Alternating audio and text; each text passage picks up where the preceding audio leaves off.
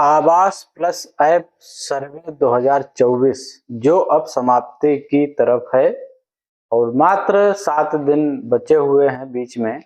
31 मार्च को ये सर्वे समाप्त हो जाएगा और इसके बाद में अग्रिम कार्रवाई होगी। सूचियों का प्रकाशन है, आपत्तियां हैं, फाइनल सूची बनना है। ये गांव पंचायत स्तर पर ये सारा काम होगा और इसी बीच ये कुछ चेकर लगाए गए हैं जो सर्वेयर ने जिस सर्वे किया है उनको वो कुछ प्रतिशत जाके मौके पे चेक करेंगे कि ये सही है सर्वे या गलत है। तो ये एक चीज हो गई। आप लोगों में से बहुत सारे लोगों ने कुछ सवाल पूछे थे कि ये सूची कब आएगी और सूची के साथ साथ में जो आवास कब मिलेंगे।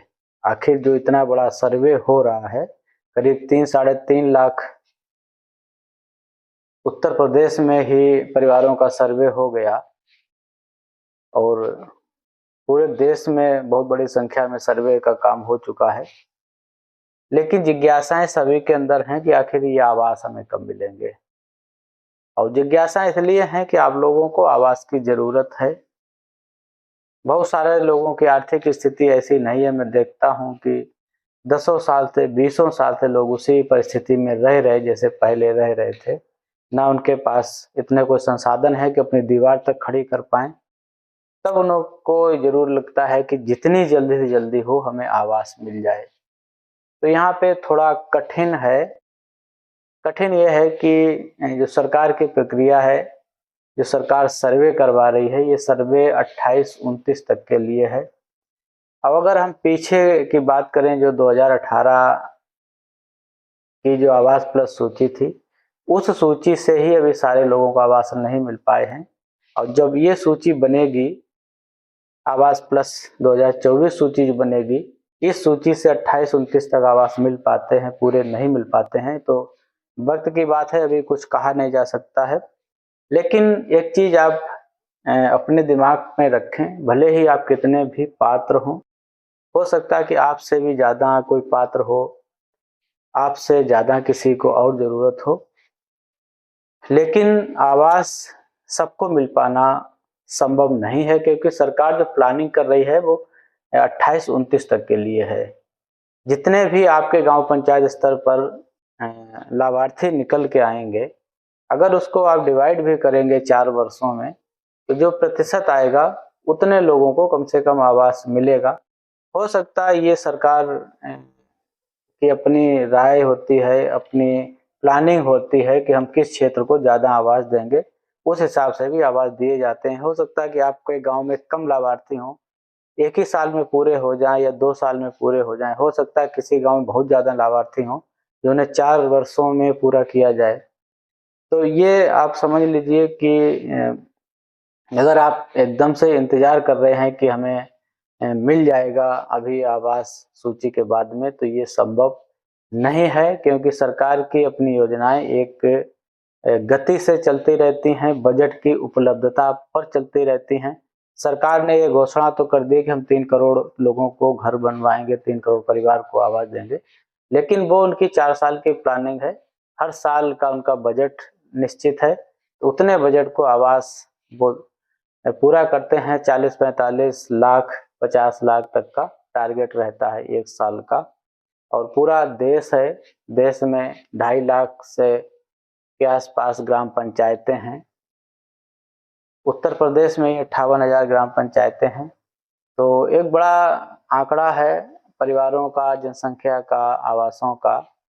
तो आपको कब मिलेगा ये आप थोड़ा मुश्किल है, लेकिन ये निश्चित है कि जो बहुत ज़्यादा गरीब हैं, बिल्कुल रहने के लिए नहीं है, कोई अन्य संसाधन भी नहीं है, तो जब भी वरीयता क्रम की सूची तैयार होगी AIF के सहयोग से, तो ऐसे परिवारों को सबसे ऊपर रखा जाएगा और संभव है कि उन परिवारों को पहली साल ही आवास मिल जाए और उससे जो नीचे आ रहे हैं उन्हें दूसरी साल आवास मिल जाए।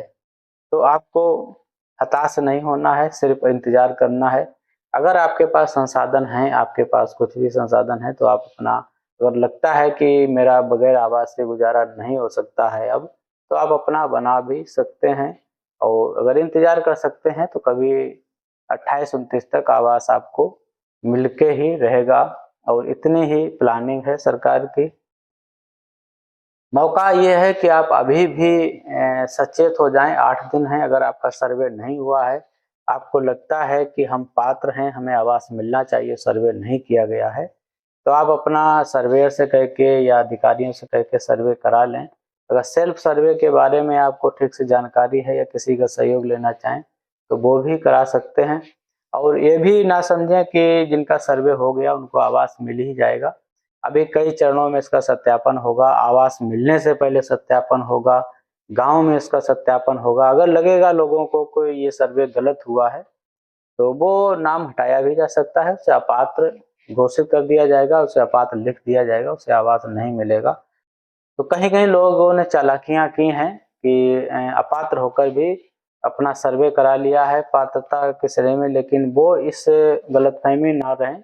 अगर कोई ठीक व्यक्ति आएगा आपके यहाँ जाँच करने, अगर आप अपात्र हैं तो वो काट देगा, अगर कोई बेईमान आएगा तो पैसा लेके आपको पात्र भी कर देगा। यहाँ एक कमज़ोरी है कि लोग पैसा लेके सब कुछ कर देते हैं उल्टा-सीधा।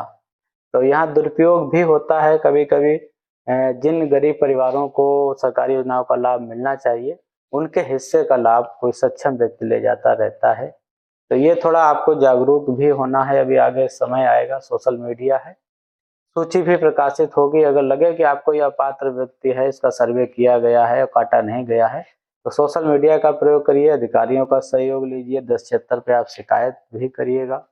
जो भी आपको ठीक लगे, क्योंकि मैं चाहता हूँ कि जो भी हो वो सही हो, क्योंकि ये समाज और इस समाज का प्रतिनिधित्व करने वाले लोग इतने अच्छे नहीं हैं कि वो ईमानदारी से काम कर सकें। तो इसलिए आपको कहीं न कहीं उनकी बेईमानी में सेंध लगाना होगा, उनकी बेईमानी को उजागर करना होगा, आपको अपनी बात को कहना होगा।